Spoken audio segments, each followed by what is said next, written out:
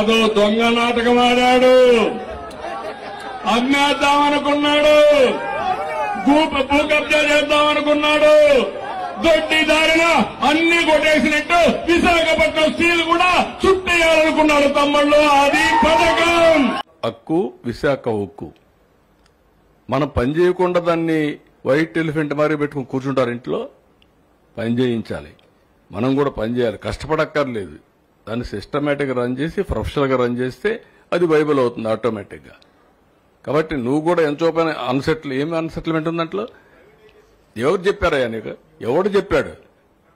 బుద్ధి ఉండాలి. ఏం తీసుకోవాలి? ఏం తీసుకుంటారు? 12,000 కోట్లు ఇస్తే ఏం తీసుకుంటారు? నీకు వచ్చి మీ ఇంటికి వచ్చి చెప్పాలా నేను ప్రైవేటైజ్ చేయనని? ఎన్ని గంటలు చెప్పాలి? తమాషాగా ఉంది మీకు. రేపటి నువ్వు నేను పని చేయను, నాకు డబ్బులు ఇమ్మని అడిగితే ఎవరు చేస్తారా? ఈ రాష్ట్రం కాబట్టి ఇంకొక రాష్ట్రానికి పోతారు. ఎక్కడుందయ్యా నీకు?